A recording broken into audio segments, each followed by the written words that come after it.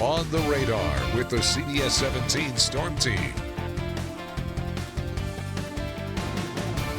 Welcome to the latest episode of On the Radar. I am meteorologist Rachel Duensing, joined by the first time here in studio the first time here. with meteorologist Matthew Huddelston. You have so wonderfully provided us content for so many of these episodes, but I believe this is your first time co-hosting, right? Yeah, I've been here about 2 months now, the first time actually on the radar. I've appeared in little segments here and there, but not actually helping to co-host. Yeah, well, we're happy that you are here. We've got a lot to talk about. We're going to talk about winter weather outlooks. Wes just did his winter weather outlook, and so we're going to show you that, kind of his thinking going forward. Also, I know by the time you're watching this, Thanksgiving is going to be over, but, transitioning from Thanksgiving into Christmas, a lot of things tied with turkeys and the holidays and all that good stuff. But it's also now officially the end of hurricane season. So we're going to touch on all of those things. But of course, we want to start out with what everyone's thinking about, Matthew, which is winter weather. Yeah. Are we going to see snow? Maybe. Maybe not. We'll see. We will see. And we'll find out. We're going to find out exactly. And here's Chief Meteorologist Wes Hohenstein with his winter weather outlook. It was a streak that lasted nearly 3 years. But last January, our 1,076-day run of no measurable snow came to an end in central North Carolina. It snowed January 10th, January 21st, and again February 19th and 20th. It only totaled 4.8 inches of snow for the winter, but it was the most we've seen in 6 years. A win for snow lovers, right? Not so fast, because this was the scene on the coast in Wilmington, and this was the scene in South Louisiana. 10 inches in Wilmington, 30 inches in South Louisiana. We couldn't have our moment because strange things were happening in other places. But this year's strange weather may actually help give us a better chance of cold and snow this winter. Remember how warm it was earlier this year with the hottest April, June, and July on record in the Triangle? We were breaking records and the bank account with high electric bills, and then August arrived and the pattern changed drastically. August was one of the coolest months on record, and the temperatures have stayed down ever since. Like most winters in the United States, the formation of El Niño or La Niña draws a lot of forecast attention. The Pacific Ocean weather pattern that influences winter weather across the U.S. is expected to favor La Niña conditions this winter, but it does not do much to change North Carolina winters. Let's crunch some numbers. Since 1950, when we began tracking El Niño and La Niña, for the winter months of December, January, and February, these are our average temperatures, our average precipitation amounts, and our average snowfall amounts, comparing El Niño, La Niña, and neutral years. As you can see, there are minor differences, including in the snowfall amounts here in the bottom, but nothing substantial enough where I want to base an entire season's forecast on this alone. The biggest impact on our snow totals the past several years continues to be our incredibly warm temperatures. Even with the cool months recently, the first 10 months of 2025 in the Triangle are the fourth warmest on record. These are the current standings using average temperatures, which factor in highs and lows. This continues the trend of our warming climate locally over the past 60 years. Our average winter temperatures have gone up more than 6 degrees, from an average of around 40 degrees in the 1960s to nearing 47 degrees so far this decade. Consider the biggest snow event in Triangle history from January 2000. There was more than 20 inches of fresh powder, and events like that are getting harder and harder to remember because the warmer temperatures have led to less snow. We've now had 6 winters in a row with below average snow totals. Our all-time average snowfall in the Triangle the past 137 years, since 1887, is 6.7 inches. The average over the past 50 years, though, is down to 5.7 inches. And in just the last 10 years, the average is only 3.2 inches. What about our old friend, the polar vortex? Most years, we don't see or feel much from it as the cold air stays over the pole when there is stable circulation. This winter, there is less sea ice at the North Pole, leading to warmer air and the potential to disrupt the polar vortex. These disruptions lead to wobbling around the poles, and those wobbles could lead to a better chance of cold air spilling down to the Carolinas. Wobbles or not, most of our snow over the years falls in January. In fact, 50% happens in the first month of the year. February comes in second and December third. Now, if we look at the January outlook from the European forecast model, you see plenty of warm temperatures across the United States. But there is a pretty significant dip in temperatures here in blue that you can see coming from Canada. It's that type of pattern that we've seen the past few months. And if it continues into this January, that could lead to more snow this winter. I expect our active weather pattern with temperature fluctuations and passing storms to continue. This will lead to a good mix of warm days with some really cold snaps, so average temperatures. The active storm pattern will also continue, and while storms don't always mean snowstorms, precipitation will be average this winter as well. As for snow, this winter is setting up to have the most snow in 7 years. And while that isn't saying much, we should be able to have an average or slightly above average snowfall this winter, so at least 5 inches or more. So obviously a lot to digest with that. So winter weather forecasting, especially a seasonal outlook like that, we always talk about it. It's challenging, to say the least, especially trying to really get into specific snowfall amounts or specific temperatures or things like that. So how we were and how Wes was talking about it in sort of general terms is, I think, a good way to kind of get into those weeds. Yeah, so to because speak. we always seem to be kind of on that borderline between ice, snow, rain here in the triangle. So we'll have to see what happens. But hopefully for snow lovers like me, we do see at least 1 or 2 decent snows this year. And, for most of us, that's all it takes. Yeah. We get that one snow. It kind of covers the grass, a couple of inches of snow. We have to break out the shovels for the first time and probably only time that year, and then it's done. Yeah, not asking for that 2,000 snow that we saw, 2 feet, but No. a little something would be pretty nice. Yeah, not at all. And again, a big sticking point of the winter weather forecast and winter weather this season is La Nina versus El Nino versus neutral. And Ross and I talked about this last week, but we were talking, it's still kind of important to talk about this again, especially when it comes to the winter weather outlook, because yes, we're technically going to be in a La Nina, but what we're looking at right here, again, are these snowfall averages during our El Nino years, our La Nina years, and our neutral years, and it really doesn't make that much of a difference, which is very interesting. Yeah, maybe within like half an inch or an inch, depending on the setup, but overall pretty typical right down the middle here. Right, absolutely. And so that's why, when we talk about how much of an impact El Nino and La Nina have, it has a huge impact for other parts of the country, but for us here in North Carolina, at least in terms of snowfall, the impact is kind of, I don't want to say it's negligible, but it's not as big as it would be in other parts of the country. But we have had some snowy winters. Not recently, but we have had some, particularly the winter of 1892 to 1893. We had almost 32 inches of snow that winter in the Triangle. Now, on this list, probably the most recent one was that one we just mentioned, the winter of 1999 and 2000, where we had almost 26 inches of snow through the entire winter. And of course, that one big event that had 20-something inches of snow. It was a lot. You grew up in this area. You remember that snow, right? Yeah, I was about 4 or 5 years old, I think. It went up to my knees at the time. Wow. So obviously one of the biggest snow events in my life. I just came back from Wilmington. We got 3.5 inches of snow last year, I think.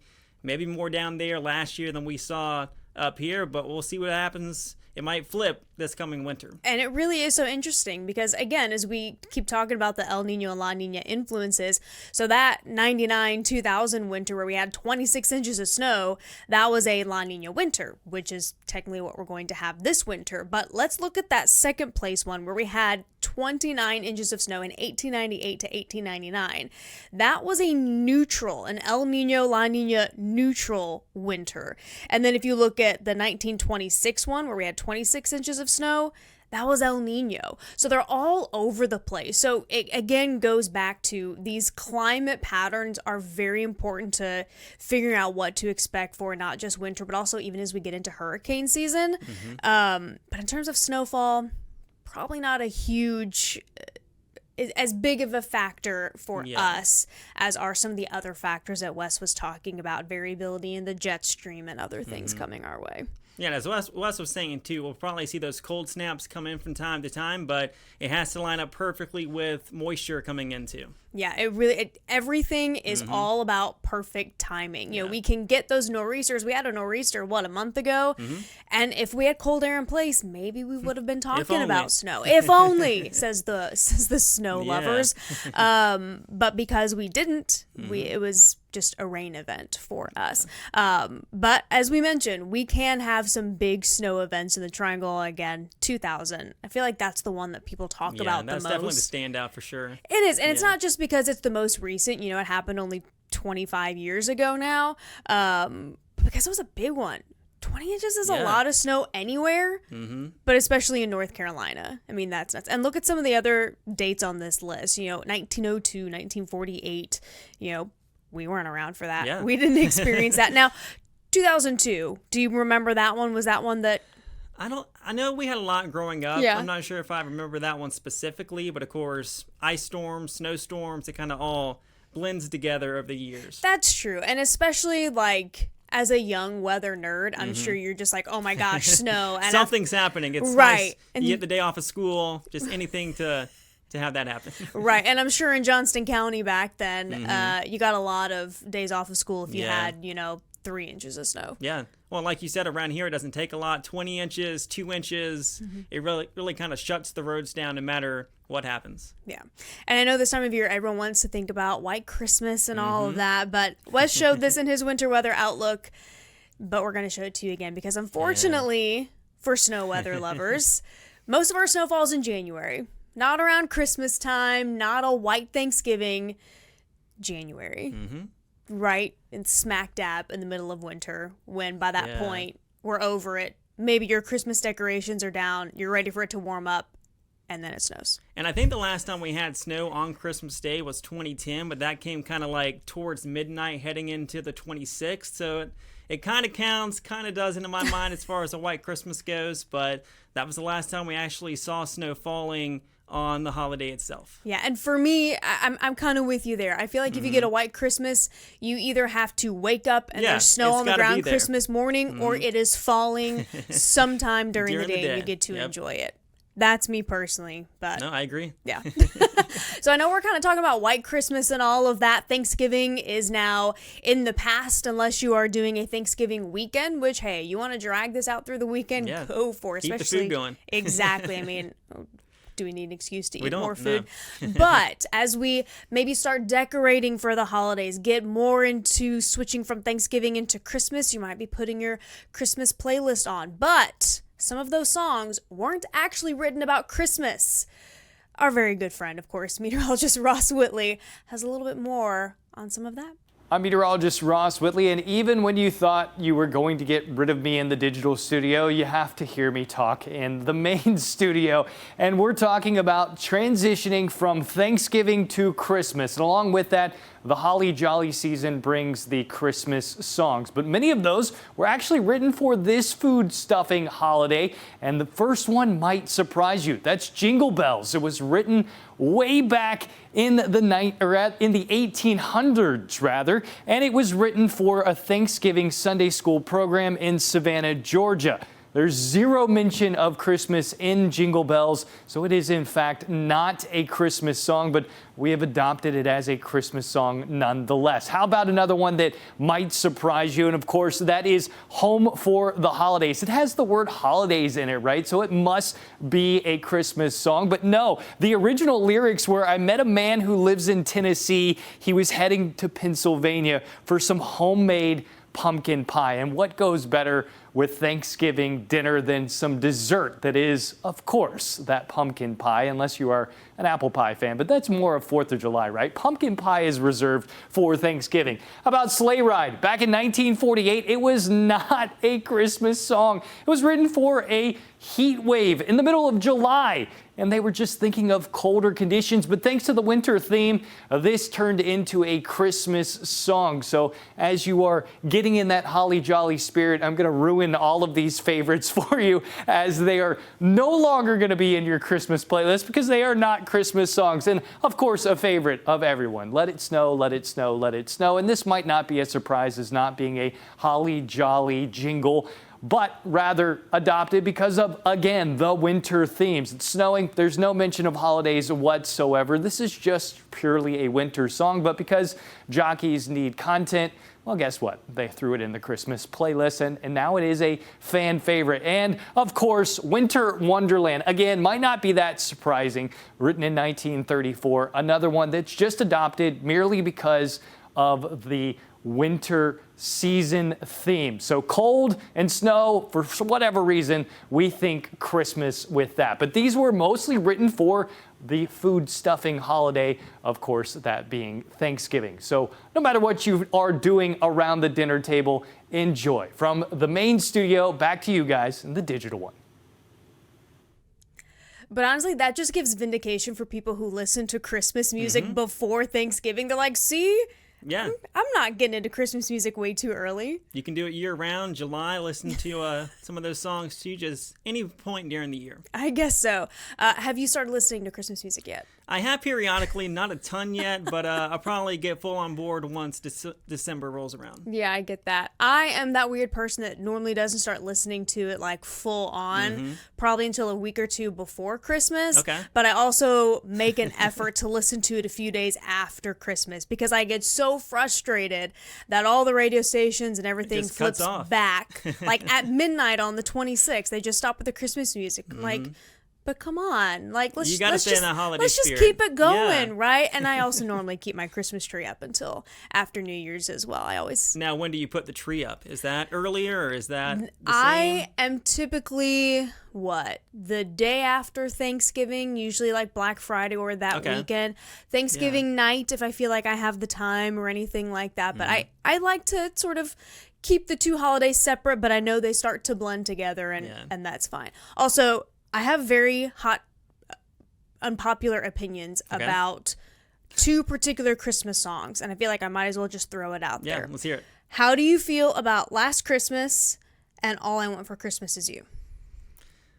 I'll listen to them. I don't know if they're like in my top 10 playlists, but they're okay. What about you? What is your hot take here? I hate both of them. You hate both of them? I do. Like full on, won't listen to it. Full on won't listen if to they them. come Like on, you just I knock skip. it off. Like they are not on my Christmas Pandora. I have thumbs them down. Like they do not show up in any iteration, any cover. I don't know. I just don't feel like Last Christmas is a Christmas song. Just because you say Christmas in the song doesn't make it a Christmas song. I know that's a hot take. And the All I Want for Christmas Is You song is just simply because it's so overplayed.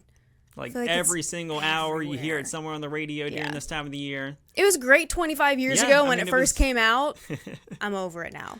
I will say it's one of the first songs I probably listened to kind of kick off the season, but then after that, if I hear it again, All right. probably going to tune it out. I respect that. I respect that 100%. Once a year.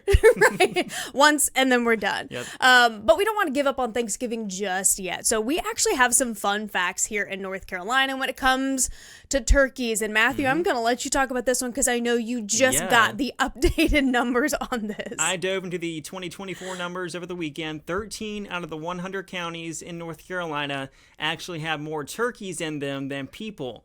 And then the most being Sampson County, but of course a big chunk of southeastern North Carolina there on the orange side, and across the state, 27 million turkeys and just 11 million humans. Quite the fact. That, it really is. Like, and you tell people that fun fact, and you're Yeah. just like, wait, what? Like, how It's are like there more can't turkeys be. than people? Yeah, there's right. a lot of people. But there's a lot more turkeys, apparently. As I mentioned, Sampson County has 6.5 million. That's the most. Enough turkeys for each person in Sampson County resident to have 106 turkeys apiece. It goes down the list here to Pender County having 180,000 turkeys, but every number in between.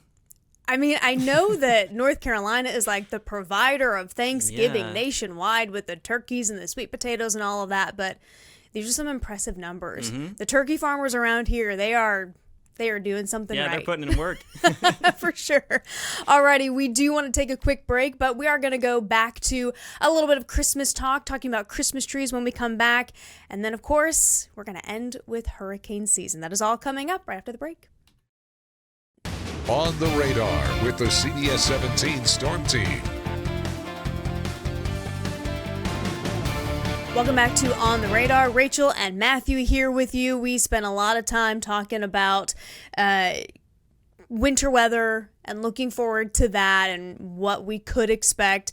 But now, as Thanksgiving is behind us, or at least getting behind us, it's time to think about Christmas. And that also means Christmas trees. Another big thing that North Carolina provides to folks all over the country. And so we want to go ahead and go into South Carolina. Our friend Scarlett Lizjack spent some time with Christmas tree farmers in South Carolina, and she has an update for us. Greg Patterson served in the United States Air Force for 25 years. But these days he specializes in a different kind of mission. Helping families pick the perfect Christmas tree. I like to be one of the first lots open. We try to open the first week of November. And we always get our trees cut fresh right before we pick them up, so that way we don't have to worry about freshness. Patterson says there are around 200 fresh-cut Fraser firs from North Carolina on his lot this year, which is considerably lower than years past. This been slowing down considerably. About 5 years ago, we sold 600 trees, and this year we're slated to sell about 200. The economy over the last 4 or 5 years has not been good, and it's affected everything, even Christmas tree sales. Despite the dip, Patterson's Christmas spirit remains high. My trees seem to be very good this year. I've had a lot of compliments from the customers I've had so far, and we've had great success with the farm that we work with. They grow a very good, very green, sturdy tree. The people that I've spoken to here at the lot say they just want to get the holidays started early because they love the holidays and they just want to enjoy it for as long as possible. When shopping for your tree, Patterson recommends getting a fresh cut on the base, watering it daily, and staying away from heat sources like vents. Talking about shopping local, and they're always talking about going green, and a natural Christmas tree that's grown in the local area is the best way to do both of those things at once. It's biodegradable, it can be recycled, people use it for goat feed. It's just nothing like the smell and the look of a real Christmas tree. I'm told the most popular day to shop for a Christmas tree is on Thanksgiving. All right, Matthew, I have to ask, are you artificial or real Christmas tree? So we're artificial now. Used to be growing up, we'd go to the mountains to get an actual tree, cut it down, bring it back home. But the past probably decade or so, we've been artificial all the way. Well, that must have been a really cool memory Yeah. to do as part of your family tradition. I love the smell, just the look of the real Christmas tree, but an artificial one is, I guess, okay. Yeah, we have been artificial my entire life, and my husband is actually allergic to pine needles, so even if I wanted to get a real tree, that's a good reason to avoid it. I probably shouldn't make him suffer. Matthew, you actually just came back from an interview with a local Christmas tree farmer. You said you got some really interesting and really good information from him. Yeah, he was talking about this week about the differences between last year with Helene and this year. Thankfully, where he gets his trees, things weren't really impacted even last year, but things are looking up. Lots of Fraser firs this year, of course, the higher elevations of North Carolina, and tons of trees to go around. I love that. And we know that those Fraser firs only grow in the Appalachians and especially in North Carolina. So it's just so cool that we, again, always get to have this little piece of a holiday that so many people around the country are able to enjoy. And you get that smell, too, and it kind of takes you back to younger years when we used to get that real tree. So smelling that at that tree farm is kind of a throwback to. Yeah, I bet. That is going to be part of our big winter weather special coming up. So, Matthew, we're really looking forward to that. But we also want to take a look back on another season that is ending, and that is hurricane season. I feel like it was a very active season, and yet at the same time, kind of an inactive season. It kind of ended fairly quietly, thankfully. Yeah, I mean, the past month or so. Yeah. And so here's kind of the overview of everything. Now, you will notice most of the storms ended up staying out to sea. They kind of took that eventual northeast curve, stayed out in the open ocean, which is exactly where we want our hurricanes and our tropical storms and all of that. But obviously a few major exceptions, Chantal being that tropical storm that impacted us here in North Carolina. Barry made landfall in Mexico, but then eventually had some leftover moisture, which led to the flooding in Texas. And then, of course, Melissa was just kind of, I don't want to say the storm to end all storms, because obviously we have had stronger storms, but at least for this season was the worst. Yeah, it was a monster storm hitting Jamaica, sustained winds 185 miles an hour. I think I saw recently an official wind gust of like 252 miles an hour, so quite the storm that impacted down there. Yeah, and most of the hurricanes that we experienced this year, or at least that developed, ended up becoming major hurricanes with the exception of Imelda. Imelda became a Category 2, and major hurricane obviously has to be 3, 4, or 5, but Umberto, Melissa, and Aaron all became Category 5 hurricanes. Gabrielle was a Category 4, and then a lot of tropical storms, which we know, even though they're not the strongest of systems, can still impact us, which, of course, we learned firsthand with Tropical Storm Chantal. Now, there's a lot of discussion going into this season of how many storms are we going to have. We've had above average seasons the past few years. This one wasn't quite the same, Matthew. Yeah, not quite as many as some places predicted, but still, it only takes one storm, as they saw in Jamaica. We saw here with Chantal, so it only takes rain, wind. It depends on what the storm is, but any storm can have an impact. Yeah, so here were some of the forecasts that came out from the main entities that forecast, including NOAA, Colorado State University, as well as here in NC State. So on average, we have about 14 named storms, 7 hurricanes, 3 major hurricanes. We were below average in terms of total storms as well as hurricanes, but technically above average when it comes to major hurricanes. So all things considered, it's probably basically an average season, a near average season. When you get storms that strong, it kind of evens out the rest, I think. Right, for sure. Everything is all about balance. And going back to our El Nino La Nina conversation, one of the reasons why places like Colorado State were going on a higher end with their forecast was La Nina was supposed to form a little bit earlier, and La Nina typically allows more tropical storms and hurricanes to develop, but La Nina ended up being a little bit delayed. And so that's why it ended up being on the lower end of a lot of these forecasts. But either way, as we mentioned, it really only takes one bad storm, and that's what Melissa was, that last storm and the last hurricane of this season. Yeah, as you can see here, the third all-time lowest millibar pressure on record, so a very strong storm at that, and the first time a Category 5 has ever made landfall in Jamaica. Yeah, and it is also now one of the strongest hurricanes to ever make landfall in the Atlantic Basin since we started keeping records in 1851, tied with Dorian in 2019, which hit the Bahamas, and then the Labor Day hurricane in 1935. So good riddance to Melissa, good riddance to the 2025 hurricane season, and yeah, just glad that we can now say goodbye to all of that. Yeah, the good part about the holiday season being on the way is that hurricane season's on the way out of here. Yeah, and it's time for us to get on out of here as well. Thank you as always for tuning in to this episode of On the Radar. If you have something you want us to talk about, send us an email to weather@cbs17.com. We hope you had a wonderful Thanksgiving and hope you have a great holiday season and weekend as well. See ya.